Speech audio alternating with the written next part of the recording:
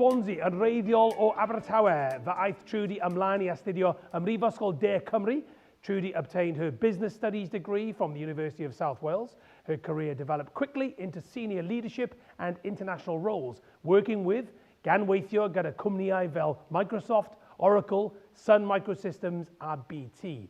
Mae'n ymgyrchu yn angerddol I annog mwy o ferched I menywod I ddilyn gyrfa y meysydd STEM, a chair of WISE, Women in Science, Engineering and Technology, which campaigns to encourage more girls and women to pursue STEM career paths. It comes as no surprise. She is regularly voted as the most influential woman in tech. Trudy is also chair of the University Admissions Service. Rho croeso, please give a very warm welcome to Trudy Norris-Grey.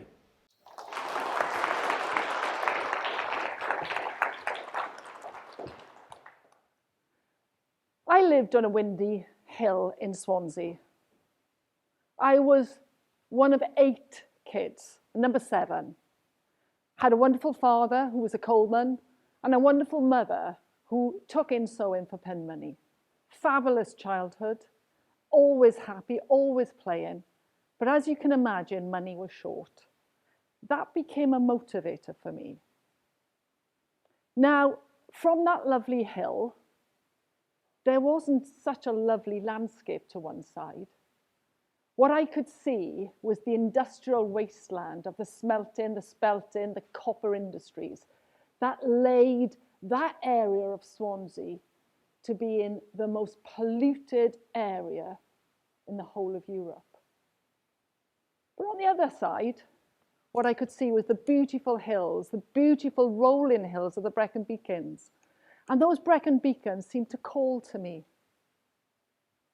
And right in front of me was our newly built comprehensive school where I went with my family. Never any reason to be late, but my brothers always managed to be. Now, if I think about that landscape and that background, it's a huge contrast to where I live now.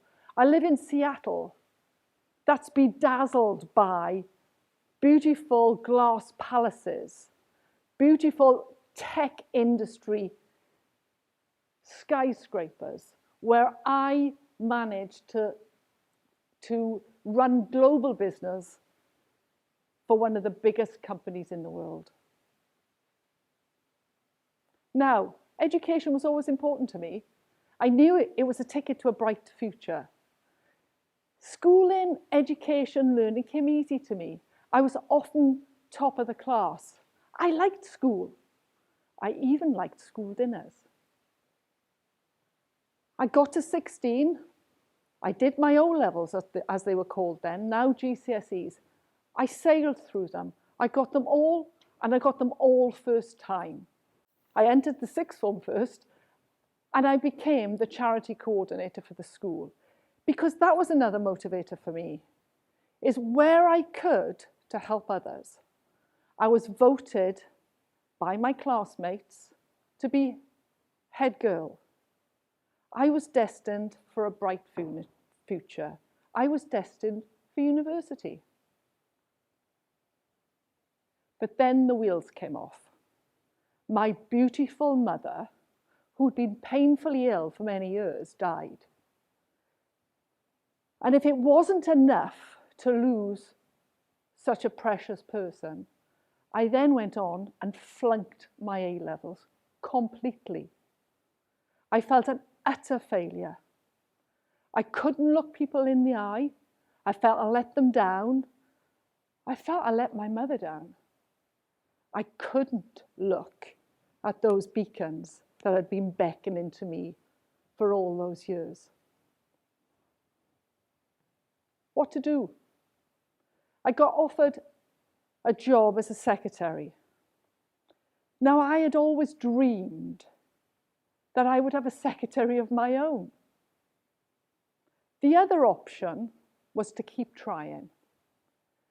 And with the credentials I had the opportunity to study for a diploma, a higher national diploma at the Polytechnic of Wales. So I took it. Up I went disappointedly, dejectedly, I went the Pontypridd Valley to Treforest. Do you know what? Best thing that ever happened to me. First of all, I met my husband of 40 years. Really good luck for me. The second thing I did is I transferred within 1 year to the degree course for business studies. Now, back then, it's a fair while ago, it was a burgeoning new subject area for universities. It taught me how I could better manage businesses. And also, I became Student of the Year. So it told me lots of things. It told me that to keep trying, never give up. You can re-establish yourself. It told me about silver linings. Sometimes you have to look for them. I looked for them and I tugged on it hard. And I'm very grateful for that time. So then what? I'd re-established myself. Time to look for a job. It was the early 80s. Not much work around then. And certainly not in Wales. I spotted an opening in an industry I didn't know anything about. I didn't even know its title. It was called IT industry, information technology industry. They were looking for a trainee accountant, and I thought, I'll do that. I'll try anything. So up I went, down the M4 to the Thames Valley. I passed my accountancy degree. I passed it first time in record time because I'd learned after my A-level, I was never going to let me pass an exam to chance. I found myself in a world with interesting people, doing an interesting job and earning good money. I felt I was doing a good job. I was told I was doing a good job. And often managers from other sides of the business would come to me and say, do you fancy working for me? And I was thinking, I'm happy, everything's okay here. I'm not going to take anything to chance. I'm going to stay here. Now, in that time, this IT industry, the tech industry, which has become the center of all our world, wasn't then, it was growing fast. And there were promotions going very often to people doing good work.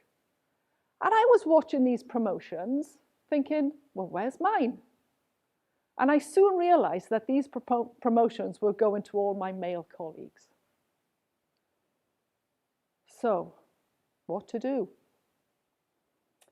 I went to the upper floor where management, senior management was, and I asked, where's my promotion? I thought I was doing a good job.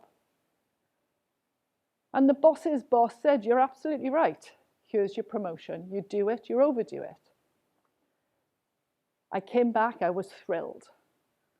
But my immediate manager said to me, don't you ever, ever do that again. And under my watch, you'll never have another promotion. So I took the promotion. I went to one of those managers, his name was Ian Smith, and said, you know, you've been offering me a job in your area. I'm ready to take it. So I moved into sales. I actually used to think sales was dirty. But actually sales, selling the value of your organization, or sometimes you, is pivotal, absolutely pivotal to running a business. So I learned really valuable new skills there. And what I learned was also that if I wanted to run a whole business, there were skills that I had to keep learning. New skills. Never to rest on your laurels, keep relevant. So I zigzagged my way up to the top, picking up jobs in strategy, in marketing, in operations, in telephone support, in new product development, in new business development, Because as I was growing in skill set, I was growing in ability to take the top job, running global businesses for the biggest companies on the planet. Now, on top of all that, I had 3 children. 3 children who are thriving. 3 children who went to the universities that I had hoped to go to way back then. 3 children who have gone on to do great things. One's in Europe, one's in Africa, and one's in America. But you know, today I don't think is about me. Today is about you. I say congratulations for being part of the Seren Academy. Congratulations to you, to your families, your friends, and your teachers. The hopes of the future are carried by you. What are you going to do about it? When I think about inspirational figures, one of the persons that comes immediately to mind is Alan Turing. Some of you will know him. Some of you will have seen him played by Benedict Cumberbatch in The Imitation Game. He was a brilliant mathematician, computer scientist. He was a beautiful human being who faced societal challenges and still changed the world. He was the person who helped from Bletchley Park overcome the challenges of World War II. He once said, these are one of the sayings that inspires me. He once said, sometimes it is the people no one imagines anything of who go on to do things no one can imagine. He was the one who back in the 1940s imagined the power of artificial intelligence, of cryptography, of logic. It reminds me that we've all got talent. We've all got capability. We've all got potential. He reminds me that we all have challenges to a greater or lesser degree. We have and should have the belief in overcoming them. He taught me not to give up on your passions, on your beliefs, because you can change the world to a greater or lesser degree. Now, I look around the room and I wonder, which one of you is the next Alan Turing? I'll go to another film that some of you may have seen. Hidden Figures, Katherine Johnson. You remember Katherine Johnson was that African American who went to NASA and initially was rejected by NASA. But she kept going. She got recruited by NASA and she was pivotal in getting astronauts to the moon and back. She overcame challenges. Who's the next Katherine Johnson? Who's the next Bill Gates? That entrepreneur and philanthropist of last century and this century who went against conventional wisdom and believed in the personal computer.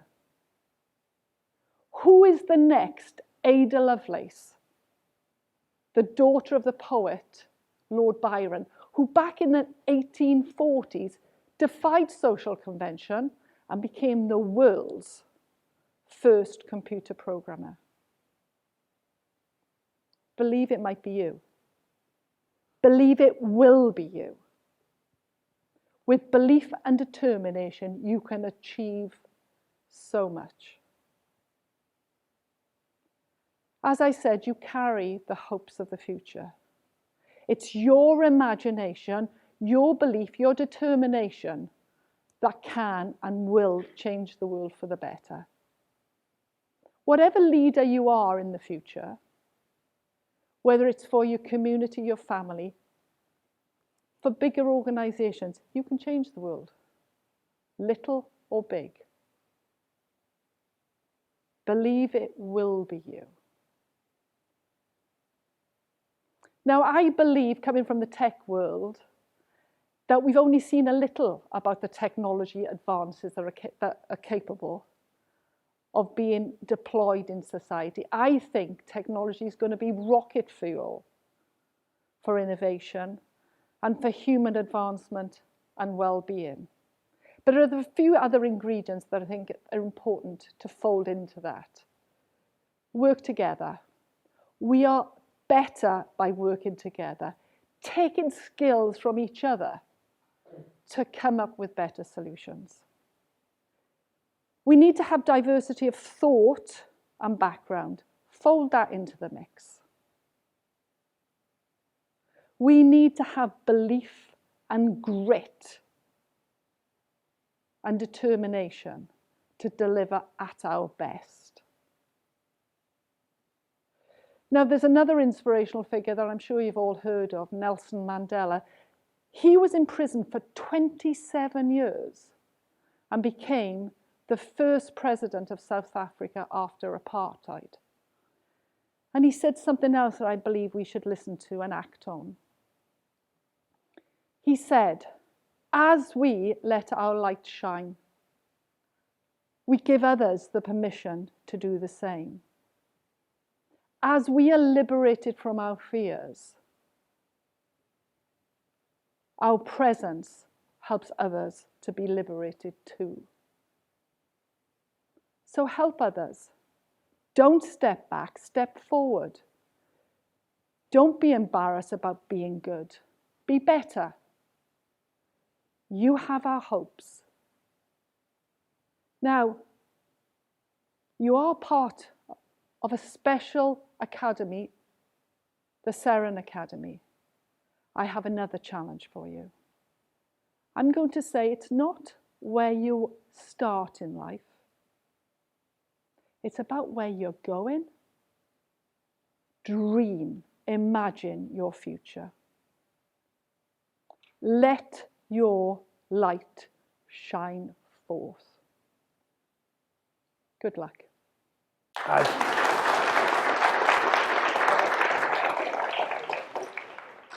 Trudy, that was amazing. May I ask you, what qualities do you think a great leader needs?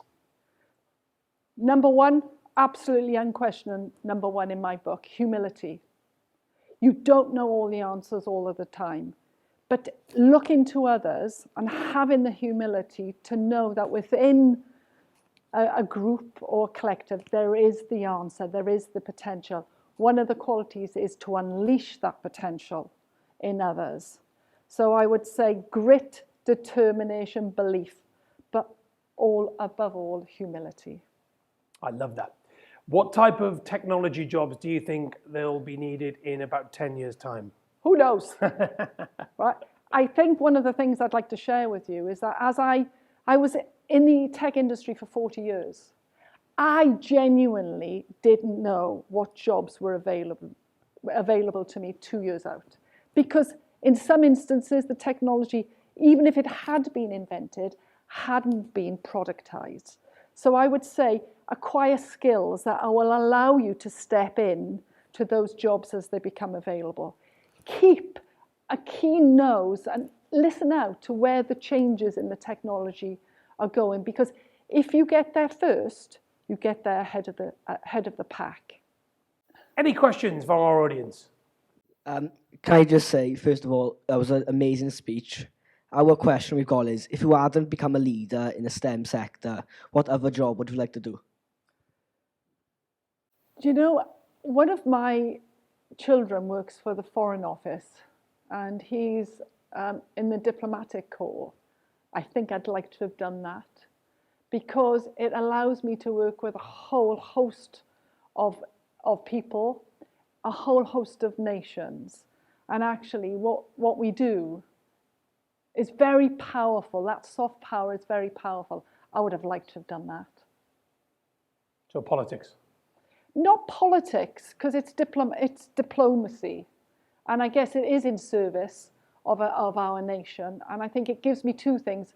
It would have allowed me to travel, and it would allow me to bring the power of Britain to the world.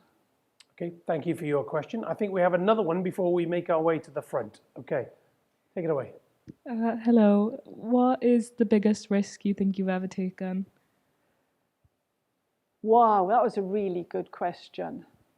Probably taking the risk on having a family. How about that one?